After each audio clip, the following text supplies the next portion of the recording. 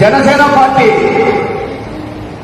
ఎర్రపాలెం గ్రామాధ్యక్షుడు లేళ్ల సాయన గారిని వేదిక మీద రావాల్సిందిగా కోరుతున్నాం.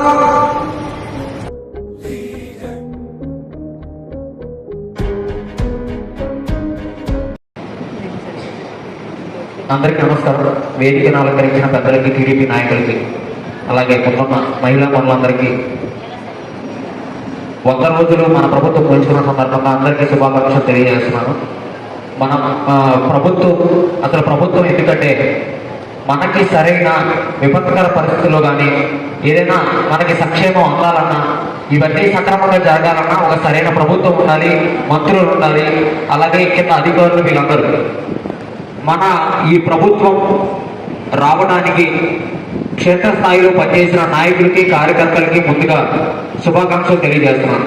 ఎందుకంటే ముందు మనకి సరైన పరిపాలన అందాలంటే సరైన ముఖ్యమంత్రి గారు పైన ఉండాలి.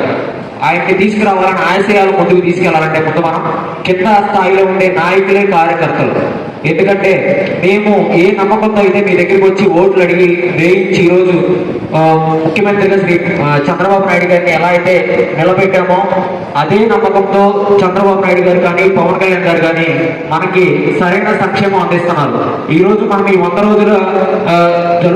రోజుల ప్రభుత్వ కార్యక్రమం జరుపుకోవడానికి మేము ముందుకు ఎందుకు వచ్చామంటే మనం మీకు సంక్షేమం అందించామనే నమ్మకంతో మేము ముందుకు వచ్చాము. మీ అందరూ ఒకసారి చూసుకుంటే గత ప్రభుత్వంలో సీఎం రిలీఫ్ ఫండ్ అనేది వచ్చిందేమో ఒకసారి మీరు తెలియజేయండి. గత ప్రభుత్వంలో సీఎం రిలీఫ్ ఫండ్ వచ్చిందా? మీరు ఎవరికైనా వస్తే తెలియజేయండి ఒకసారి. ఈ ప్రభుత్వం వచ్చి 100 రోజులు అవుతున్నా సరే సీఎం రిలీఫ్ ఫండ్ రిలీజ్ అవుతుందని మీరు వార్తలో కానీ మీ చుట్టుపక్కల వారి దగ్గర చూసే ఉంటుంటారు. ఎందుకు చెప్తున్నానంటే సీఎం రిలీఫ్ అనేది చాలా ముఖ్యమైనది. ఒక వ్యక్తికి అనారోగ్యం పోలాలంటే హాస్పిటల్కి వెళ్తే లక్షల్లో ఖర్చు అయింది, తన అప్పుల్లో కూలిపోతాడు. అలాంటి సమయంలోనే ప్రభుత్వం వచ్చి మనం ఆదుకోవాలి.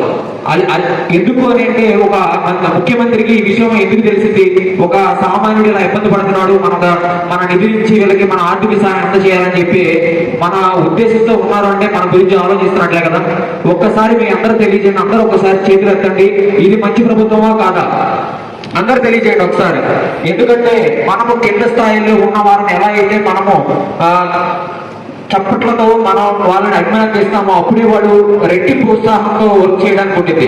మనమైనా సరే, మేమైనా సరే, ఎవరైనా సరే, అధికారులైనా, సిబ్బంది అయినా, ఎవరైనా మనకి సేవ చేస్తున్నప్పుడు ఖచ్చితంగా మీరు కృతజ్ఞతలు తెలియజేయాలి. చంద్రబాబు గారి మీద నమ్మకంతో, పవన్ కళ్యాణ్ గారి పై నమ్మకంతో, అలాగే లోకేష్ గారిపై నమ్మకంతో మీరు ఓట్లేసి గెలిపించారు. ఆ నమ్మకం ఉంచుకున్నారా లేదా? అందరు చెప్పండి ఒకసారి.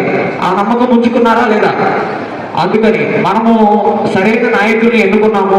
రాబోయే రోజుల్లో మనకి ఏదైతే హామీలు ఇచ్చారో కొన్ని రోజులు లేట్ అయినప్పటికీ కానీ ఖచ్చితంగా అమలు చేసి తీరుతారు. మీకు ఉదాహరణలు తీసుకుంటే మన విజయవాడ వరదల్లో ప్రతి ఒక్కరు సర్వం కోల్పోయారు. కోవిడ్లో చూసుకుంటే కనీసం మన ఇంట్లో ఉండి తినడానికి తిండైనా ఉండేది. కానీ వరద బాధితులు సర్వం కోల్పోయి చెట్టు కింద పడుకున్న వాళ్ళు కూడా చాలా మంది ఉన్నారు. మేము స్వయంగా చూసాం.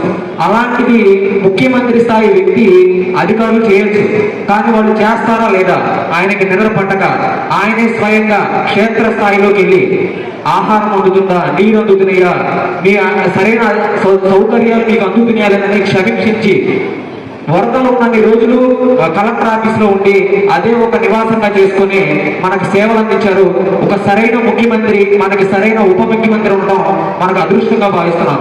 అలాగే మనం ఎంతో ఆశలైనప్పటికీ మన రాజధాని కూడా త్వరలోనే మన ముందుకు వస్తుంది, త్వరలోనే అభివృద్ధి చెందుతుంది. దానికి మనందరం సహకరిద్దాం. మనకి చుట్టుపక్కల వాళ్ళు చుట్టుపక్కల మాటలు చెప్తా ఉంటారు, ఏంట్రా ఇంకా మీరు కొన్ని పథకాలు చెప్పారు, ఇంకా ఏం చేయలేదని.